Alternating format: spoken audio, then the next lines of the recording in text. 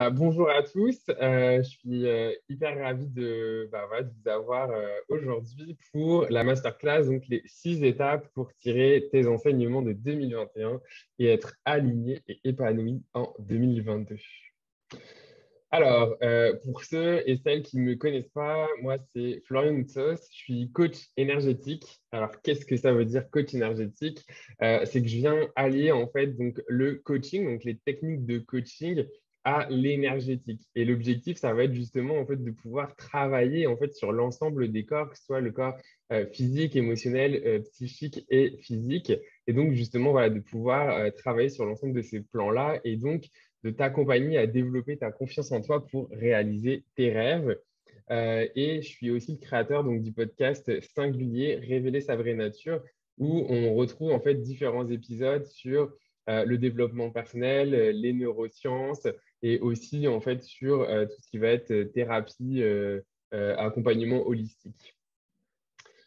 Alors, la première question en fait que j'ai envie de savoir, c'est en 1 minute, si tu peux me partager dans le chat, en 2021, de quoi tu es le ou la plus fier justement, et de me partager ça dans le chat.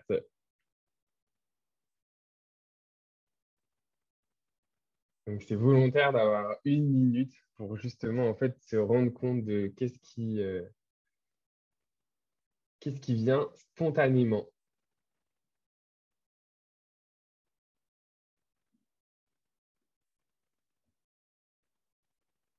Ok, donc Juliane, toi, c'est d'avoir démarré ton entreprise de coaching. Déjà, bravo, parce qu'effectivement, c'est pas rien, donc tu peux en être fier.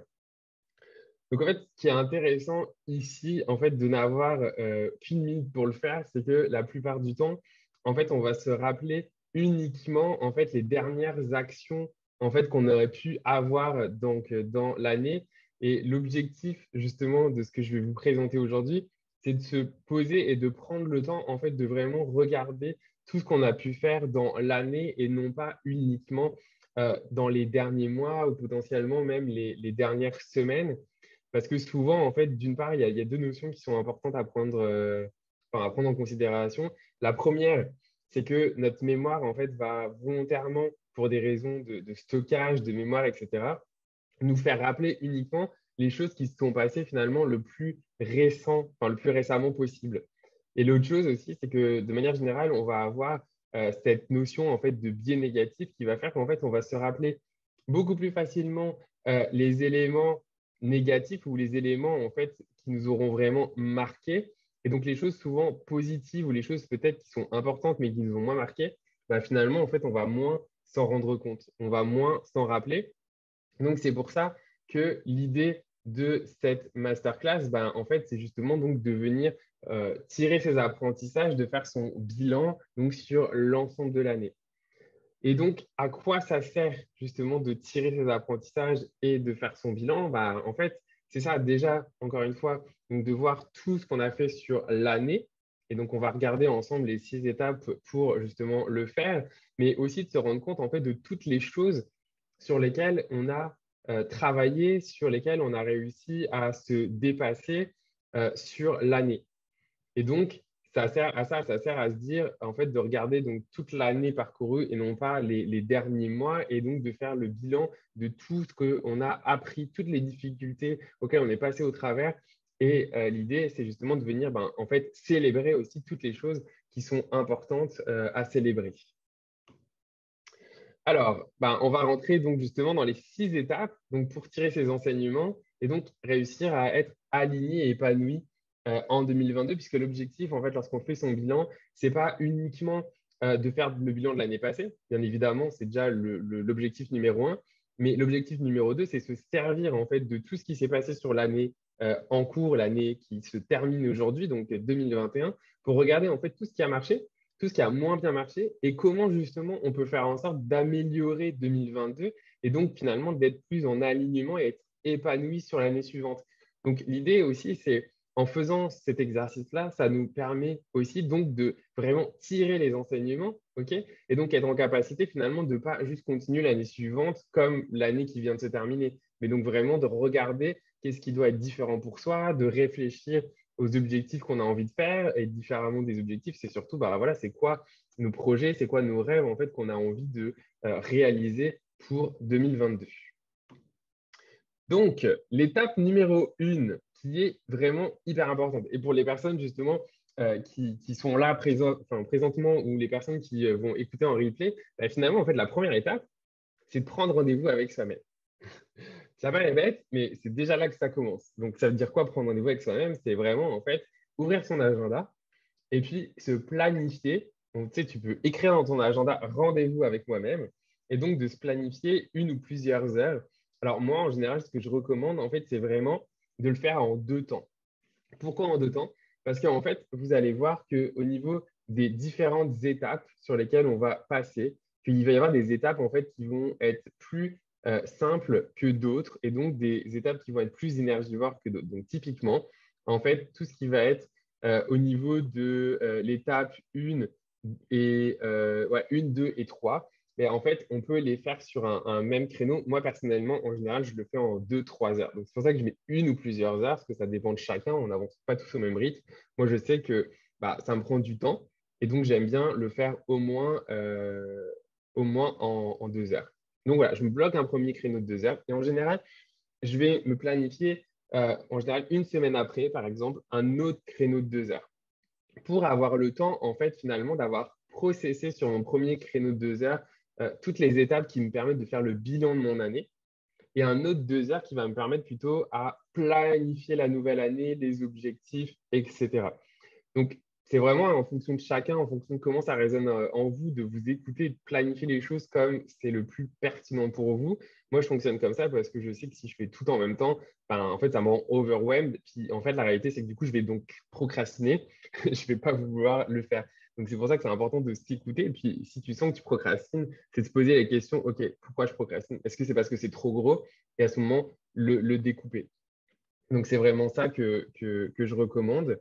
Donc, prendre rendez-vous avec soi-même. Donc, finalement, si tu as envie de le faire, ben, suite à la masterclass ou même dès maintenant, ben, en fait, tu peux déjà prendre rendez-vous avec toi-même dans ton agenda pour être en capacité ben, de démarrer cet exercice, mais finalement, encore une fois, ce beau moment pour soi. L'étape numéro 2, c'est dans le fond le setup. Et le setup, c'est quoi? Eh ben, en fait, c'est de s'assurer qu'on va être dans un environnement qui va être propice à faire ce type d'exercice. Donc, ça veut dire quoi? Clairement, en fait, pour faire cet exercice-là, c'est hyper important d'être dans un lieu où on se sent en sécurité, où on se sent confortable et dans lequel, en fait, sur l'ensemble de la durée du temps qu'on s'est planifié, qu'on ne soit pas dérangé. Et quand je dis dérangé, c'est à la fois dérangé physiquement. Donc, si tu vis dans un appartement en colocation ou que tu fais ça à ton bureau, etc., ben, clairement, c'est d'indiquer aux personnes avec qui tu vis de ne pas venir te déranger. Donc, mettre un panneau à ta porte ou quoi que ce soit qui vient informer les gens de ne pas venir te déranger. Okay, c'est hyper important parce qu'en fait, si tu es coupé, clairement, en fait, ça va te prendre beaucoup plus de temps. Puis, tu vas perdre le fil de l'exercice. L'autre chose, c'est aussi couper numériquement. Donc, moi, personnellement, quand je le fais, je mets, en fait, je coupe vraiment, j'enlève mes réseaux sociaux, mon téléphone, je le mets en mode avion. Euh, En tout cas, moi, j'ai un Mac, mon Mac, je le mets en mode avion aussi. Enfin, en gros, je fais tout clairement pour ne pas être dérangé et pour qu'il n'y ait rien qui ne vienne me faire procrastiner. Donc, ça, c'est important. Et ensuite, au niveau de l'environnement en lui-même, une fois que justement tu t'es assuré qu'il y a les personnes qui allaient pouvoir venir te déranger pendant ce moment pour toi, bah, en fait, c'est aussi de s'assurer que ce moment, vu que c'est un moment pour toi, bah, qu'il soit de qualité.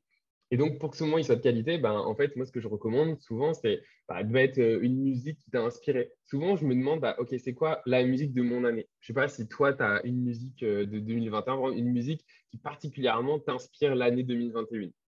Ben, c'est justement de mettre cette musique-là pour t'inspirer, pour finalement te reconnecter avec l'énergie de l'année que tu viens de passer, avec justement ce qui a été important pour toi.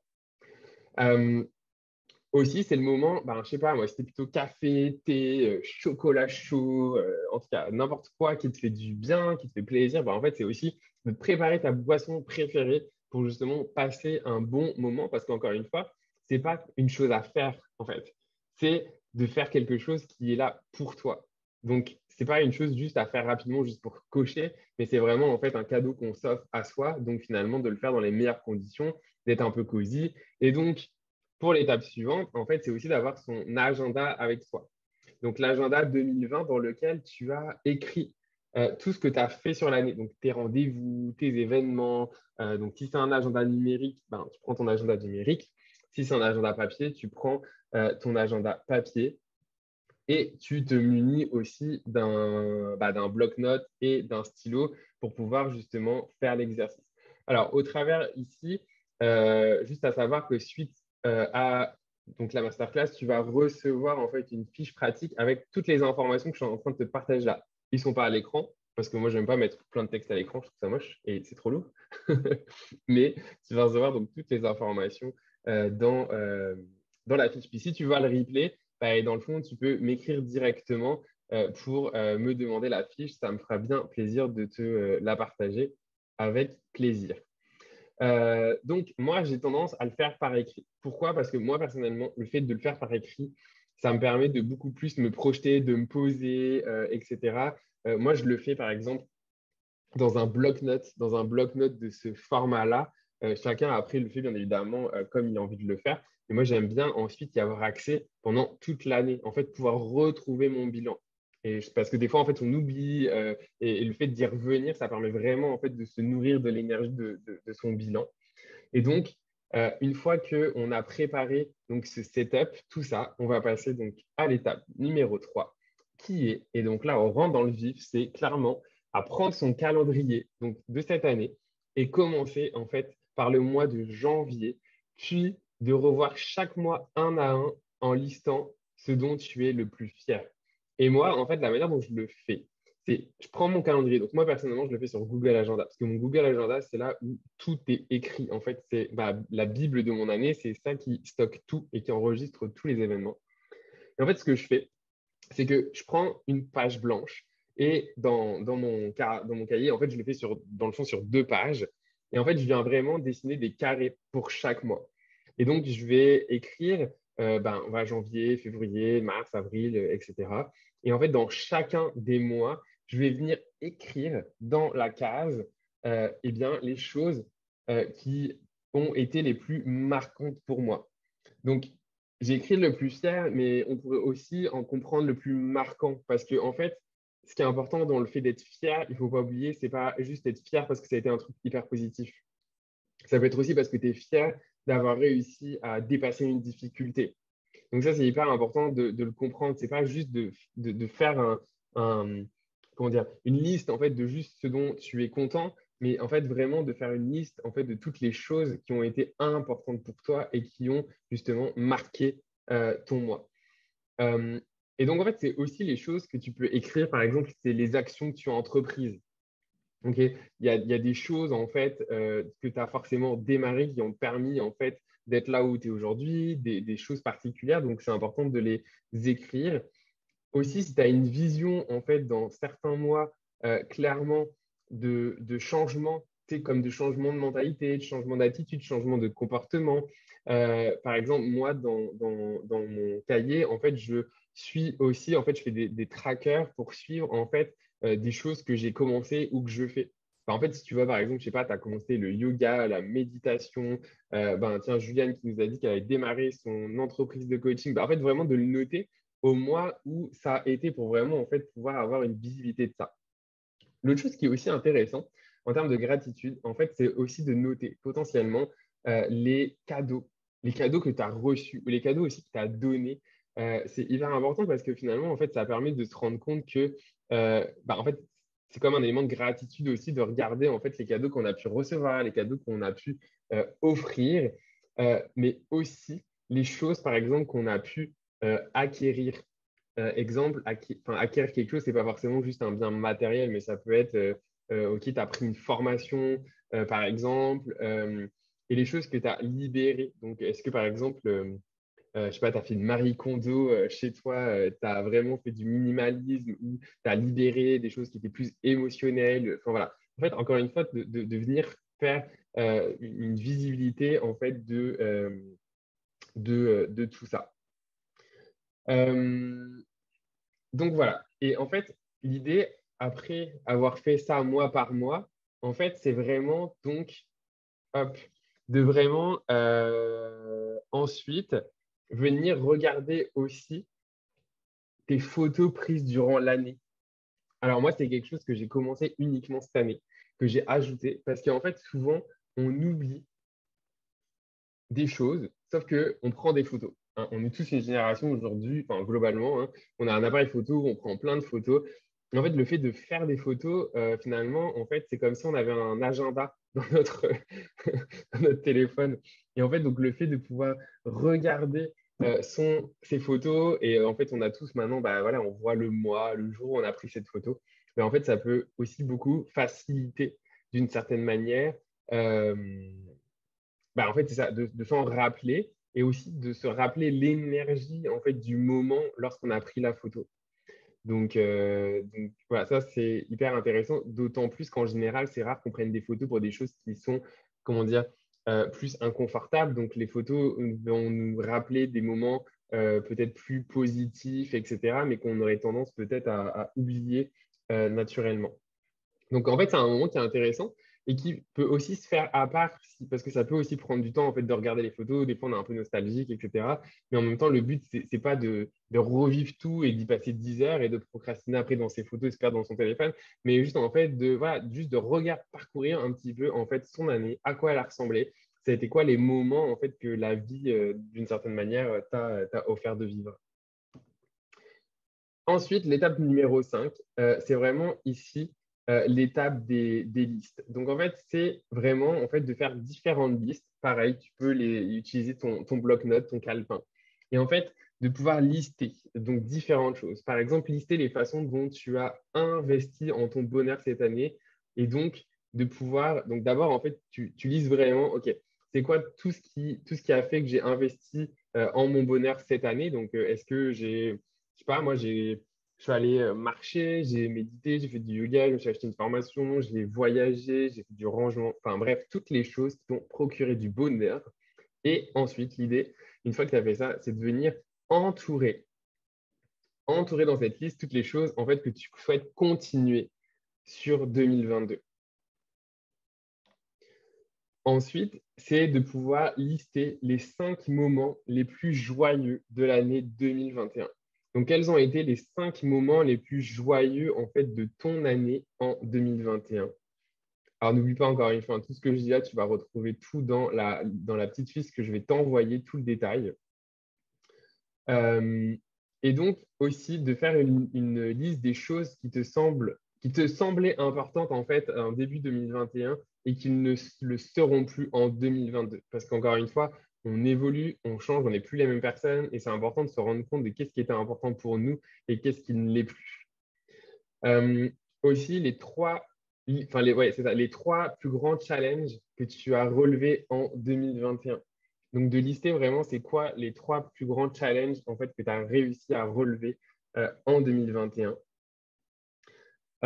Et enfin, de lister ce que tu as appris de positif sur toi sur cette année 2021 et qui a été, encore une fois, assez particulière avec la Covid. Donc, tu vas justement, qu'est-ce que tu as appris de positif sur toi?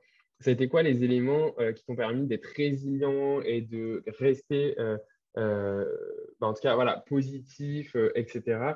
Donc, ça, pareil, c'est vraiment important de pouvoir le mettre en avant.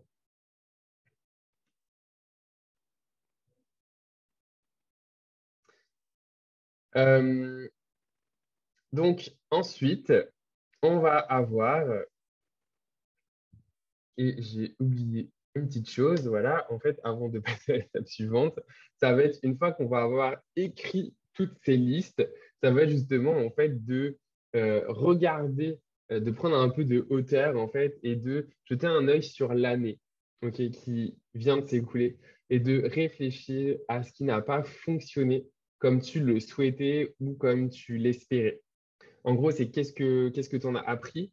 Qu'est-ce que tu peux faire pour surmonter ce challenge s'il se présente en 2022? Qu'est-ce que tu vas mettre en place? Donc ici, c'est vraiment en fait pour commencer à prendre de la hauteur et à se demander en fait justement qu'est-ce qu'on a appris de ça et comment en fait on peut faire en sorte de en faire une force et en fait faire que ce soit différent pour l'année suivante.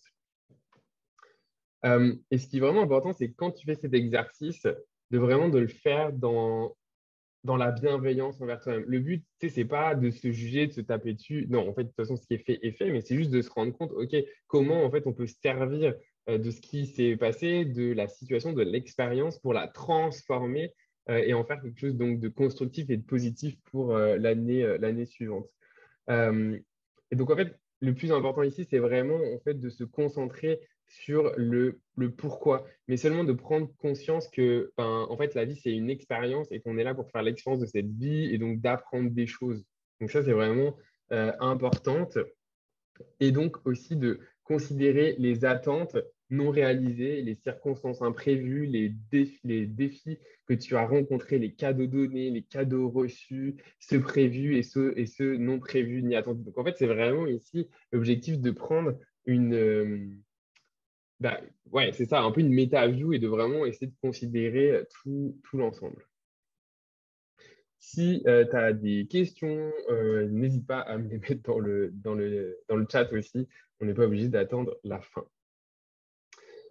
Donc, ce qui m'amène cette fois à l'étape numéro 6. Donc, année 2022. Donc, justement, comment être aligné et épanoui en pouvant utiliser ben, en fait, tout ce qui est ressorti en fait, de l'année 2021. Moi, ce que j'aime faire, en fait, c'est de commencer en me demandant euh, c'est quoi, en fait, le thème de l'année? C'est quoi le thème de l'année? Et, ouais, en fait, par exemple, moi, sur 2021, mon thème, en fait, c'était justement la transformation. Pourquoi la transformation? Parce que j'avais démarré ma formation de coaching, j'étais sur la fin, je savais aussi que je voulais quitter mon entreprise. Donc, pour moi, c'était vraiment transformation. Puis, en fait, c'est pas mal parce que ma transformation, elle est faite.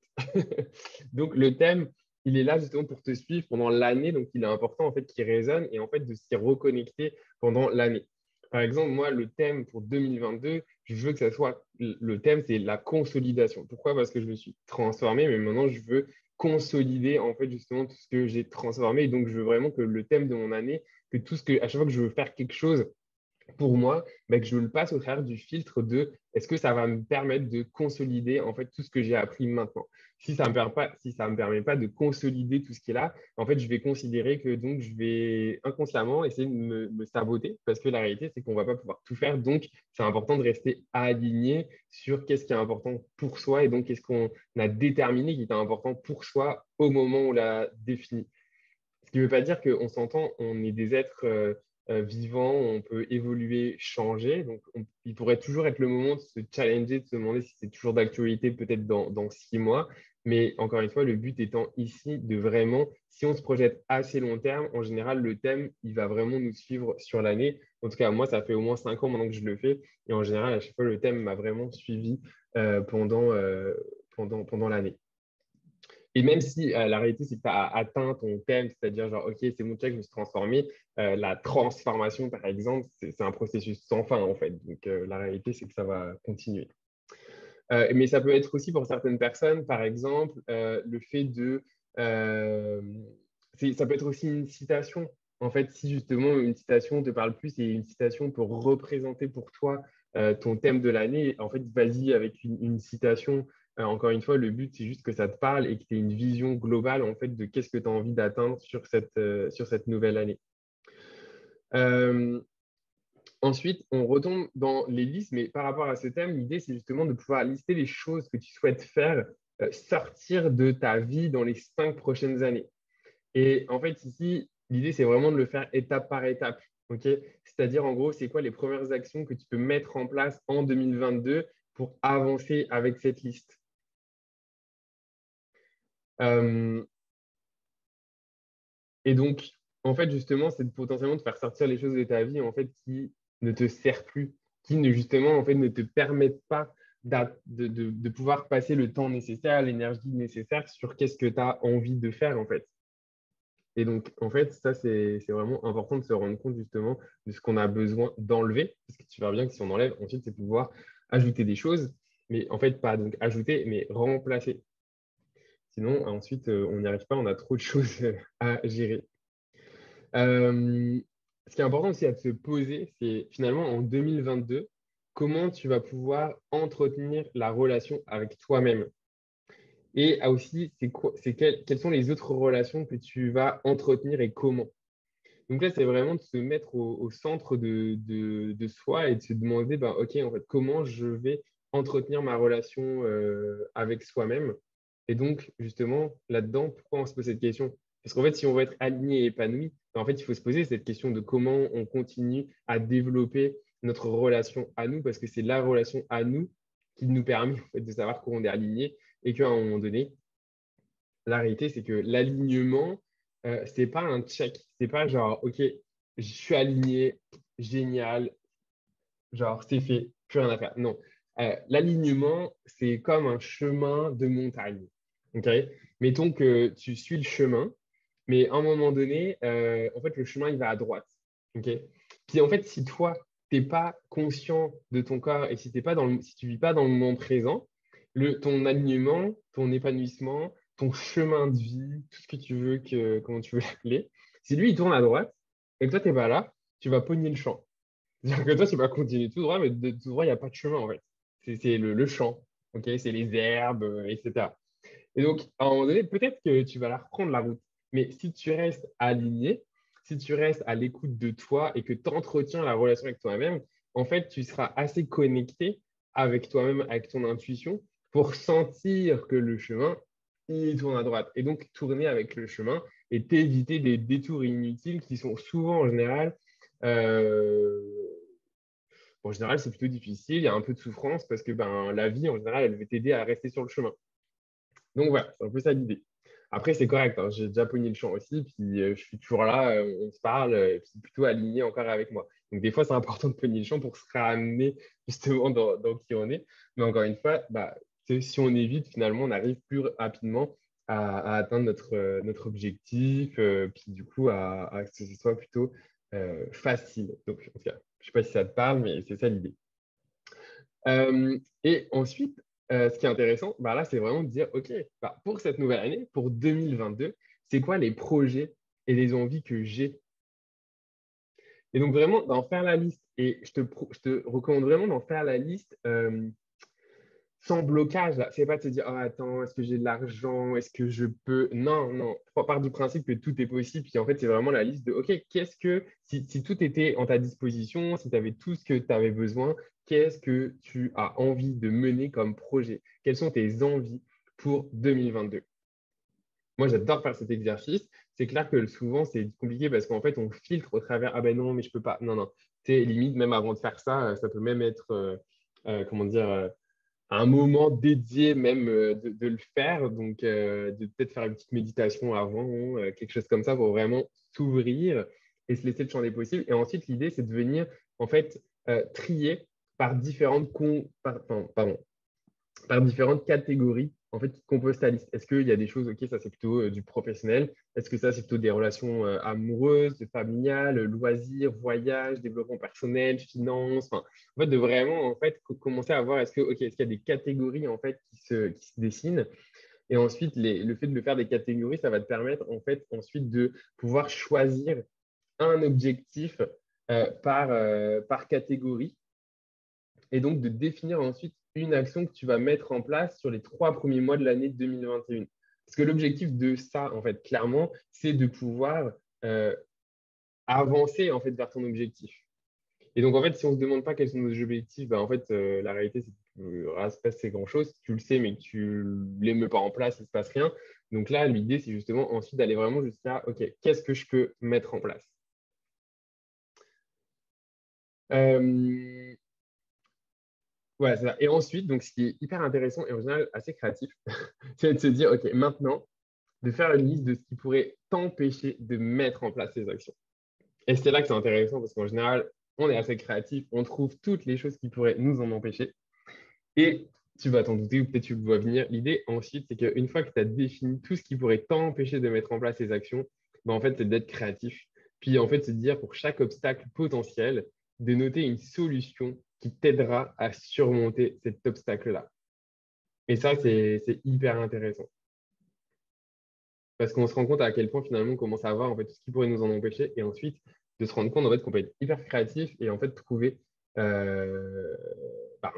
des solutions et donc d'avancer. et donc d'être aligné et d'être épanoui, parce qu'encore une fois, c'est ça qu'on veut pour soi, c'est ça qu'on veut pour tout le monde.